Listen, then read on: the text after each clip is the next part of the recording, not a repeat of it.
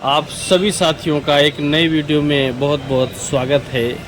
गणपति बप्पा के विदाई के बाद मैं मेरे दोस्त के यहाँ उसके गांव जलालपुर में आया हूँ और उनके गांव की खूबसूरती देखते ही बनती है। गांव में प्रवेश करने से पहले माता गोदावरी अविरल धारा के रूप में बहती है और काफ़ी सुंदर लगता है यह दृश्य। आप देख सकते हैं इन दृश्यों को। रिमझिम बारिश की बूंदें धीरे धीरे ज़मीन पर पड़ रही हैं और माता गोदावरी अविरल रूप से बह रही हैं। यह उनके गांव के अमरधाम है। अमरधाम में क्या होता है आप सभी साथियों को पता है और गांव की सुंदरता देखते ही बनती है जलालपुर की।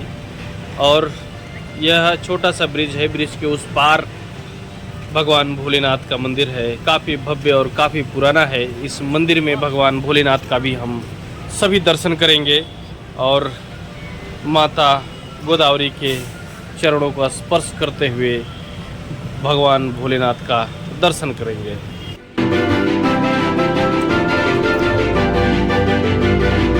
जहर को दिमाग की तरफ न ले जाएं, वरना इससे क्रोध, क्षोभ, अवसाद होगा।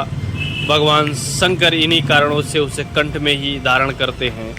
इतने बड़े त्याग के बावजूद भगवान भोलेनाथ कुछ भी नहीं है तो सिर्फ एक लोटा जल चढ़ाने से प्रसन्न हो जाते हैं। वाह रे भोले तेरी महिमा। जिले में एक ऐसा गांव है जहां के लोगों का लालन पालन भगवान शिव खुद साकार रूप से करते हैं। इस गांव को स्थानीय लोग भोलेनाथ का गांव भी कहते हैं। जलालपुर नासिक गांव में प्राचीन शिव मंदिर क्षेत्र के श्रद्धालुओं की आस्था का केंद्र है। क्षेत्र व आसपास के गांव के लोग मंदिर में जाकर भगवान भोलेनाथ को जल चढ़ाते हैं और उन्हें प्रसन्न करने का प्रयास करते हैं। सावन के महीने में दूर दूर से लोग मंदिर में पहुंचकर शिवलिंग पर जलाभिषेक कर प्रार्थना करते हैं। ग्रामीणों के अनुसार मंदिर में सभी की मनोकामनाएं पूरी होती हैं। मंदिर में श्रावण मास में हजारों श्रद्धालु रामकुंड से गंगा जल लाकर चढ़ाते हैं। मंदिर करीब बहुत आकर्षण होने के कारण काफ़ी बड़ा है। मंदिर के परिसर में कई तरह माता गोदावरी की अविरल धारा का प्रवाह आप देख ही रहे हैं, जिससे वहाँ की छवि बहुत सुंदर लगती है। सावन के महीने में करीब एक सप्ताह तक बहुत बड़ा आयोजन और यज्ञ होता है, जिसमें दूर दूर के श्रद्धालु आते हैं। मंदिर में श्रावण मास के सोमवार को अधिक संख्या में श्रद्धालु जल लाकर भगवान भोलेनाथ को चढ़ाते हैं। कहा जाता है असफलता धोखा आदि से आती है। यदि कोई छल करे, अप्रिय स्थिति पैदा करे और उसे जहर की तरफ पीने की स्थिति बन जाए, तब उस जहर को भगवान शंकर की तरह कंठ में ही रोक लेना चाहिए। यदि जहर हृदय में उतरा तो मन बहुत ही क्षुब्ध होगा, बदला लेने का भाव जागृत होगा। इस तरह उस जहर को दिमाग की तरफ भी नहीं जाने देना चाहिए। इससे भी क्रोध, क्षोभ, अवसाद ही होगा। भगवान शंकर इन्हीं कारणों से उसे कंठ में ही धारण करते हैं।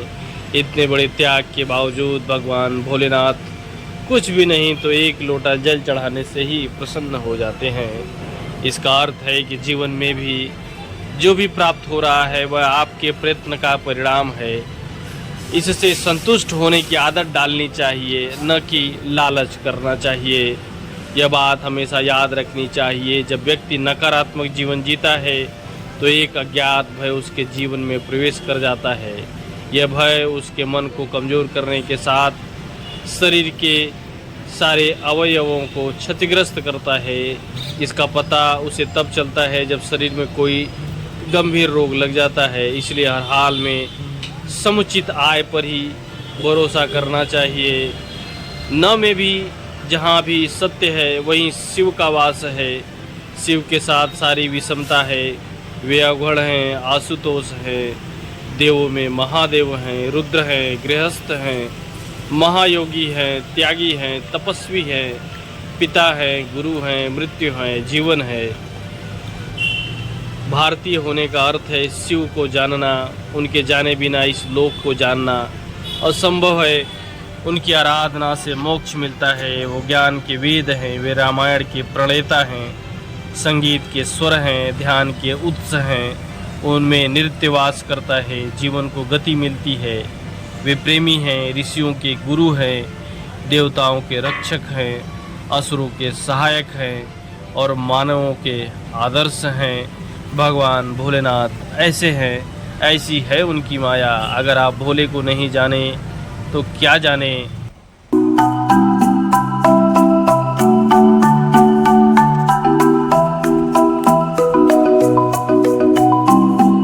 ये रहा जलालपुर गांव का बन्हारेश्वर महादेव मंदिर, जो नासिक शहर से लगभग 30 किलोमीटर की दूरी पर है।